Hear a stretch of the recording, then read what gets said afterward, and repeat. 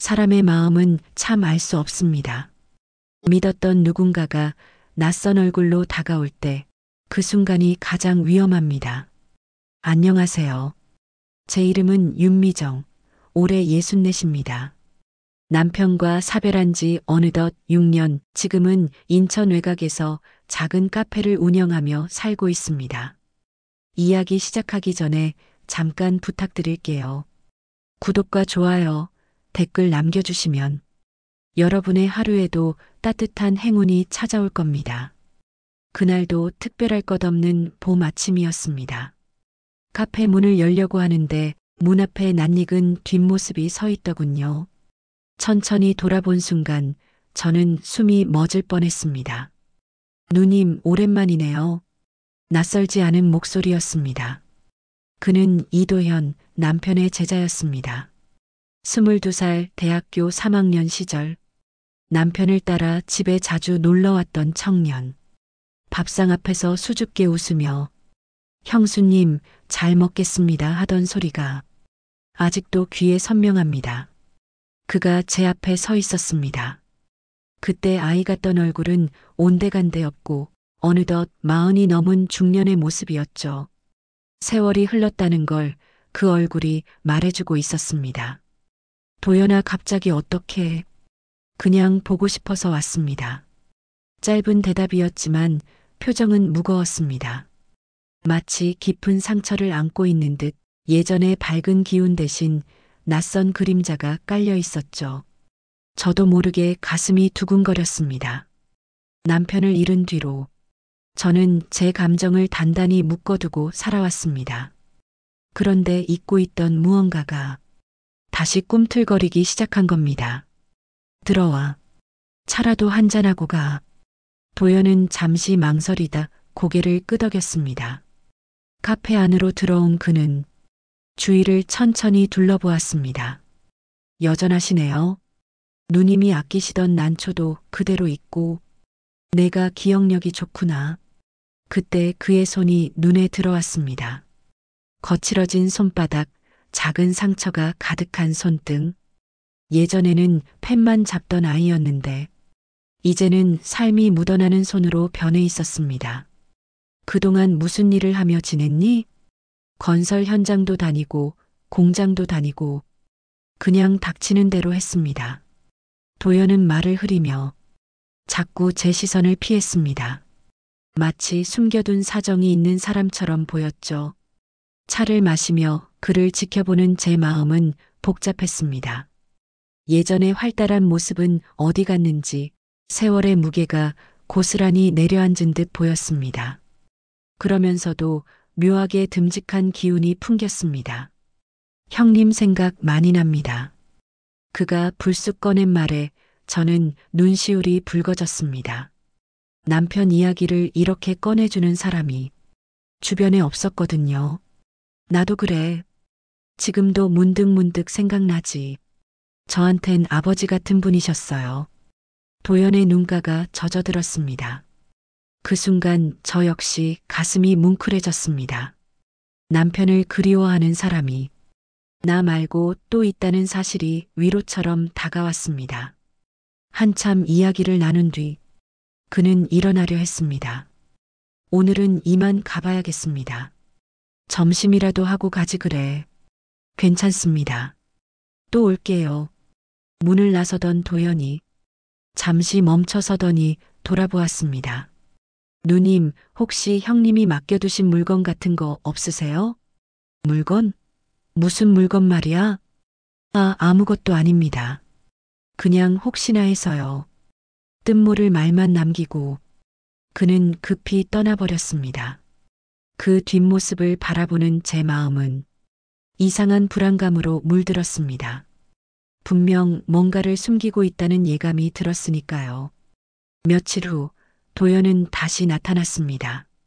이번에는 손에 작은 종이봉투를 들고 있었죠. 누님, 창고 좀 봐도 될까요? 창고를? 거길 왜? 형님이 뭔가 맡겨두셨을지도 몰라서요. 그의 표정은 진지했습니다. 저 역시 호기심이 생겼습니다. 남편이 떠나기 전 무엇을 남겼을까? 우리는 함께 카페 뒤편 창고로 향했습니다. 평소엔 잘 들어가지 않던 곳이었습니다. 먼지가 가득 쌓이고 박스들이 구석구석 어지럽게 쌓여 있었습니다. 도연은 조심스럽게 박스들을 옮겼습니다. 그리고 구석에서 낡은 상자 하나를 꺼냈습니다. 먼지가 흩날리며 공기를 탁하게 만들었죠. 이게 뭘까? 형님이 이걸 찾으라고 하셨습니다. 상자를 열자 안에는 작은 USB 하나와 제 이름이 적힌 쪽지가 들어 있었습니다. 글씨체를 보는 순간 저는 눈물이 핑 돌았습니다. 남편의 글씨였습니다. 컴퓨터에 꽂아보세요. 도연의 제안에 저는 카운터로 갔습니다. 노트북에 USB를 꽂는 순간 가슴이 쿵쾅거리며 요동쳤습니다. 파일을 클릭하자 스피커에서 낯익은 목소리가 흘러나왔습니다. 미정아, 이걸 듣고 있다면 아마 도연이가 찾아갔을 거야. 순간 온몸에 소름이 돋았습니다. 죽은 지 6년이 된 남편의 목소리가 바로 옆에서 속삭이는 듯 생생했습니다. 혹시라도 도연이 다시 나타나면 믿어줘. 내가 부탁한 일이 있으니까. 저는 멍해진 표정으로 도연을 바라보았습니다. 그는 고개를 숙이고 있었습니다. 무슨 소리야? 도연아?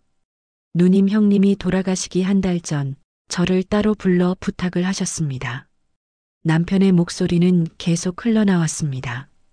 미정아, 나는 도연에게 미안한 부탁을 했다. 그저 너를 지켜달라는 거야. 다른 건 없어. 저는 눈을 크게 떴습니다. 지켜달라니? 무슨 의미일까요? 형님은 늘 누님 걱정을 하셨어요. 도연의 눈빛에는 죄책감이 섞여 있었습니다. 그 말 정말 사실이야? 네. 병원에서 마지막으로 불러 저한테 그렇게 말씀하셨습니다. USB 속 남편의 목소리가 이어졌습니다. 미정아, 내가 없어도 행복해야 한다. 도연이가 그 행복을 줄 거야. 그 순간 도연과 제 시선이 마주쳤습니다. 그의 눈빛은 뜨겁고 간절했습니다. 죄책감과 바람이 동시에 얽힌 듯 했습니다. 누님 사실 그때부터 그는 말끝을 흐리더니 떨리는 손으로 제 손을 잡으려 했습니다. 저도 모르게 손을 내밀었습니다. 왜 그랬는지 모릅니다. 마치 당연히 그렇게 해야 할 것 같았습니다. 도연의 손이 제 손을 덥석 잡았습니다. 거칠지만 따뜻했습니다. 남편과는 다른 온기였습니다. 조심스럽지만 간절하게 전해오는 온기. USB 속 남편의 목소리는 계속 울려 퍼졌습니다. 하지만 제 귀에는 더 이상 들어오지 않았습니다. 온 신경이 도연의 손길에 쏠려 있었으니까요. 그날 이후 도연은 매일 카페에 들렀습니다. 손님이 없는 시간엔 커피 원두를 나르며 도왔고 배달 갈 일이 있으면 함께 움직였습니다. 혼자 해내던 일이라 힘들었지만 이제는 든든한 손길이 함께하니 이상하게 마음이 놓였습니다. 그러던 어느 저녁 우리는 함께 근처 병원으로 꽃바구니를 배달하고 돌아왔습니다. 트럭에서 내린 도연이 말했습니다. 누님, 전 이만 가보겠습니다. 오늘은 저녁이라도 먹고 가. 괜찮습니다. 내일 또 뵐게요. 그가 떠난 뒤 카페 문을 정리하려던 순간이었습니다. 문 앞에 낯선 여자가 서 있었습니다. 단정한 차림, 나이는 저와 비슷해 보였습니다. 혹시 윤미정 씨 맞으시죠? 네, 그런데 누구세요? 안녕하세요. 제 이름은 박소연입니다.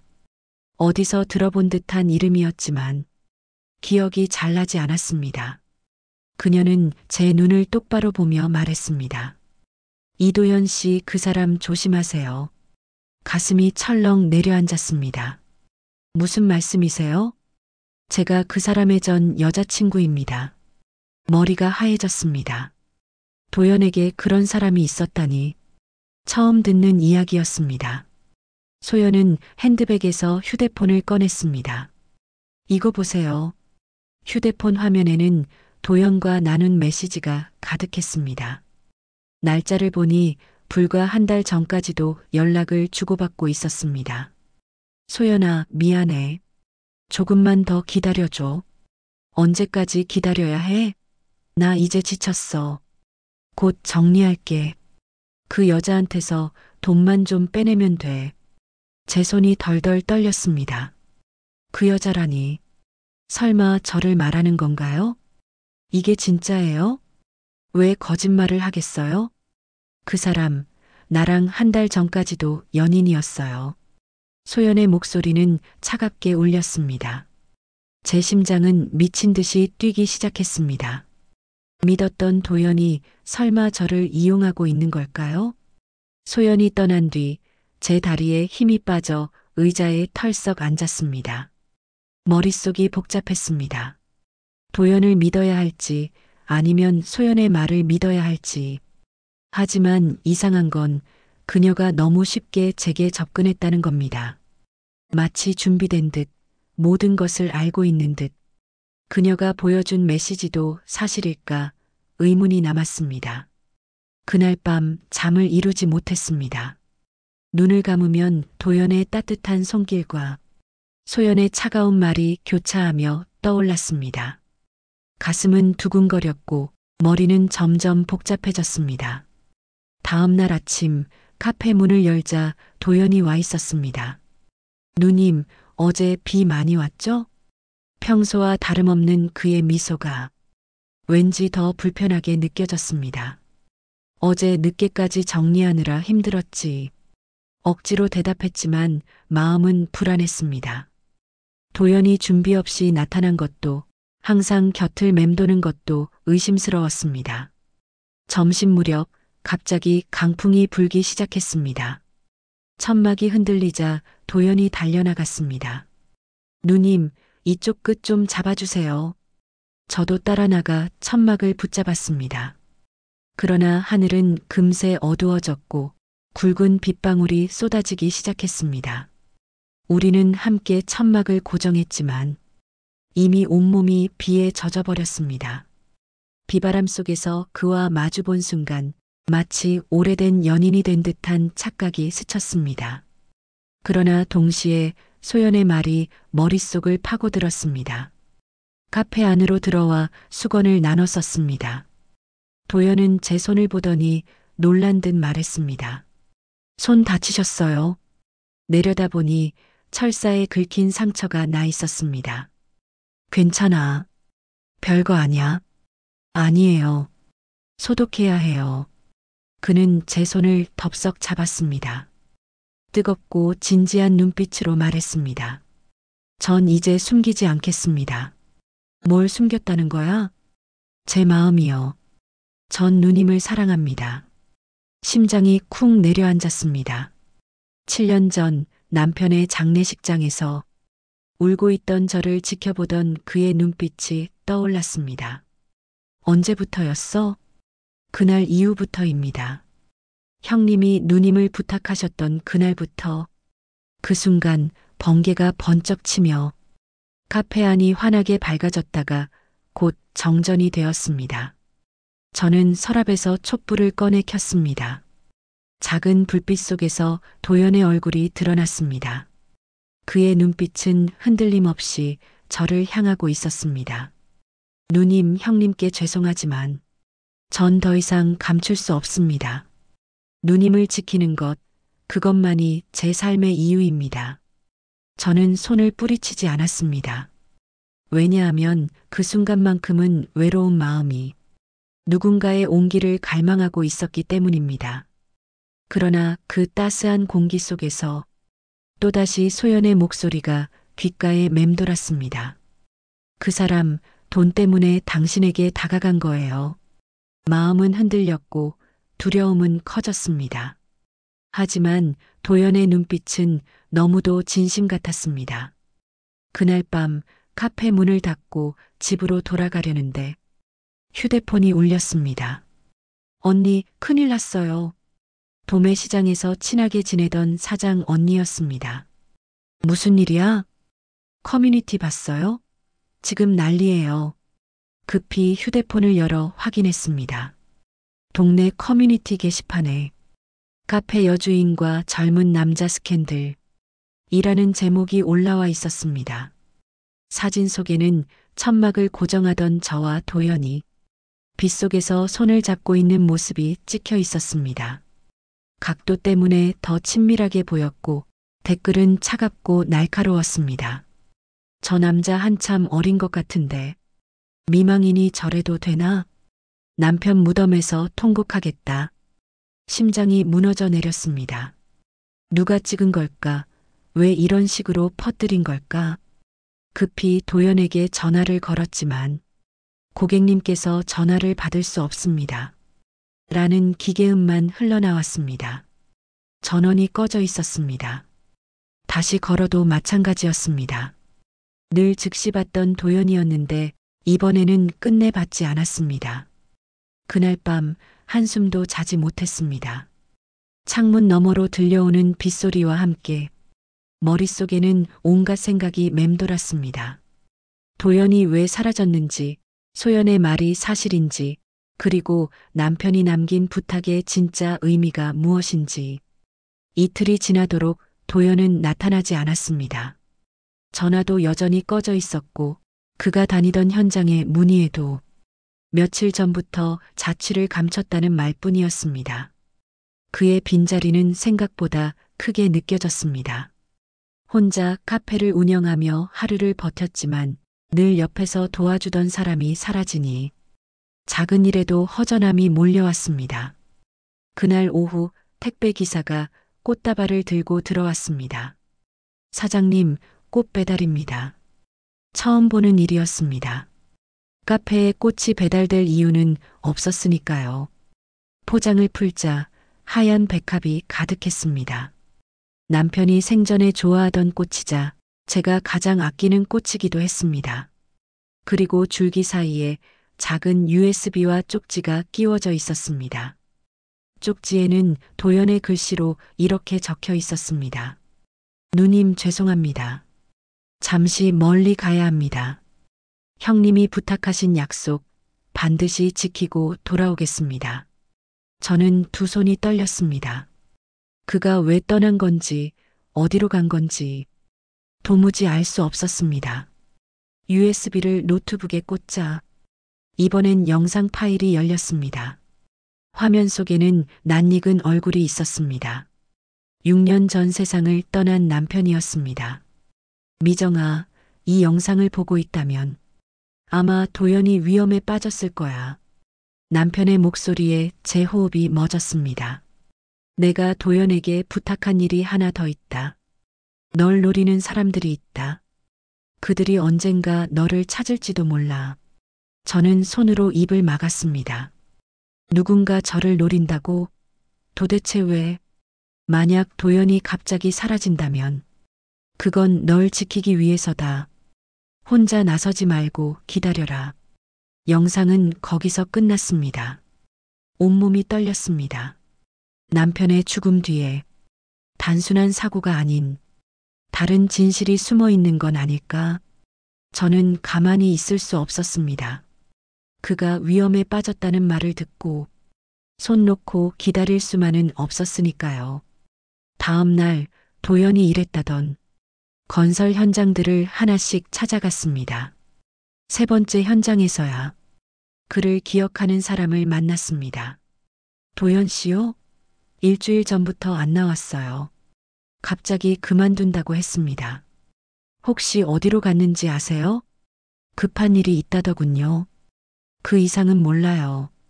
단서를 찾지 못해 발걸음을 돌리려는데 관리 사무실 책상 위에 놓인 서류에서 우연히 그의 주소를 보게 되었습니다. 직원의 실수로 잠시 열린 문서 덕분이었죠. 그 주소를 따라간 곳은 시내 외곽의 오래된 아파트 단지였습니다. 어두운 복도를 지나 3층에 도착했습니다. 호흡이 거칠어지고 심장이 빨라졌습니다. 초인종을 눌렀지만 아무 반응이 없었습니다. 다시 눌렀습니다. 잠시 후 안에서 발자국 소리가 들렸습니다. 누님? 낯익은 목소리와 함께 문이 천천히 열렸습니다. 도연이었습니다. 그러나 그의 모습은 초췌했습니다. 며칠 동안 씻지도 못한 듯 수염이 자라 있었고 눈은 충혈로 가득했습니다. 어떻게 여길? 찾느라 힘들었어. 왜 사라졌던 거야? 그는 고개를 숙인 채 저를 집 안으로 안내했습니다. 안은 더욱 충격적이었습니다. 라면 용기와 빈 캔들이 바닥에 널려 있었고 세탁하지 않은 옷이 산처럼 쌓여 있었습니다. 평소 깔끔했던 그의 모습과는 전혀 달랐습니다. 이게 무슨 상황이야? 누님 죄송합니다. 죄송하단 말 말고 설명부터 해. 도연은 한참을 망설이다가 작게 중얼거렸습니다. 형님이 위험한 빚을 지셨습니다. 빚이라고? 무슨 소리야? 사업 자금으로 큰 돈을 빌리셨습니다. 이자가 너무 높아서 감당이 안 됐습니다. 저는 믿을 수 없었습니다. 남편이 사업을 했다는 얘기를 한 번도 들은 적이 없었으니까요. 얼마나 된 거야? 2억이 넘습니다. 순간 숨이 막혔습니다. 그런 큰 돈을 빌렸다고요? 형님은 절대 누님께 걱정 끼치고 싶지 않다고 하셨습니다. 그래서 아무 말씀도 안 하신 거예요. 제 목소리가 떨렸습니다. 그럼 그 빚이 지금까지 남아있다는 거야? 네. 그래서 채권자들이 누님을 찾기 시작했습니다. 온몸이 얼어붙었습니다. 남편의 죽음 뒤에도 그 그림자가 계속 이어지고 있었던 겁니다. 그래서 내가 갑자기 나타난 거구나. 도연은 고개를 끄덕였습니다. 형님이 부탁하셨으니까요. 누님을 지키라고. 그러나 그의 목소리에는 말하지 못한 또 다른 진실이 묻어 있는 것 같았습니다. 저는 단호하게 말했습니다. 도연아, 이제 다 말해. 숨김없이. 그는 눈을 질끈 감더니 무릎을 꿇었습니다. 누님 제 마음만큼은 진심이었습니다. 누님을 속이려 한 게 아닙니다. 그의 눈에는 눈물이 맺혀 있었습니다. 배신감과 안도감이 동시에 밀려왔습니다.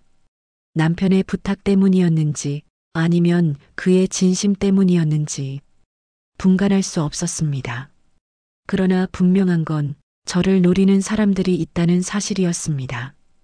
그날 밤 경찰서에서 전화가 왔습니다. 윤미정 씨 맞으시죠? 남편분 사건 관련해서 새로운 증거가 나왔습니다. 순간 심장이 철렁 내려앉았습니다. 남편의 죽음에 새로운 단서라니. 6년이 지난 지금 무슨 증거가 발견된 걸까요? 경찰서에서 재생된 CCTV는 충격적이었습니다. 남편이 낯선 여자와 실랑이를 벌이다 계단에 밀려 쓰러지는 장면이 잡혀 있었습니다. 여자는 다름 아닌 박소연이었습니다. 저는 손으로 입을 막았습니다. 사고가 아니었군요. 형사는 고개를 끄덕였습니다. 사건을 재수사 중입니다. 박소연은 이미 수배가 내려졌습니다. 집으로 돌아와 도연에게 전화를 걸었습니다. 이번엔 연결되었습니다. 도연아, 소연이 남편을 죽였어? 그는 잠시 침묵하더니 낮게 대답했습니다. 역시 그랬군요. 너 알고 있었니? 말할 수 없었습니다. 협박을 받았거든요. 도연은 제 앞에 와서 휴대폰을 보여주었습니다. 녹음 파일 속 소연의 목소리가 흘렀습니다.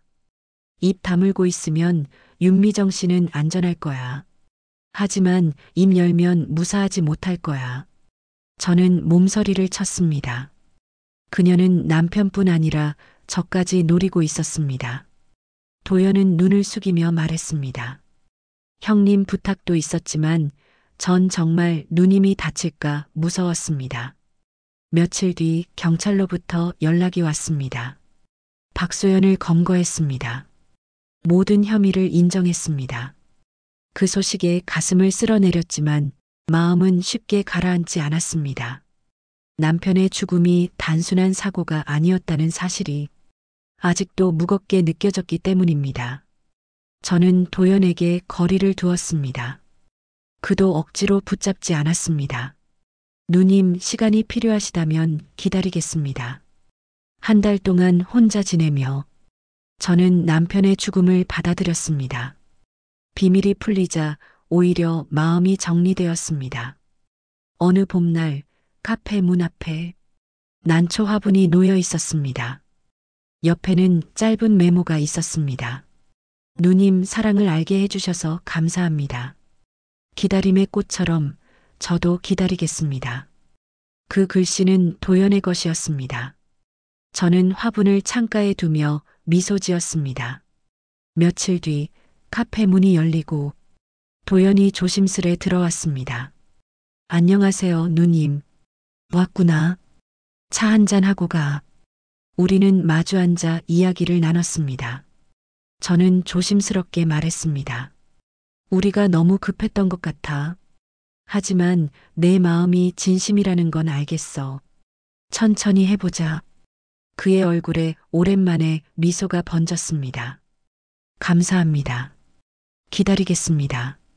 창가에 놓인 난초가 햇살에 빛났습니다.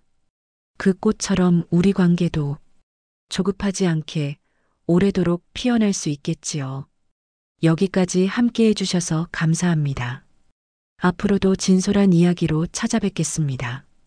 구독과 좋아요, 댓글 남겨주시면 여러분의 삶에도 따뜻한 인연이 찾아올 거예요.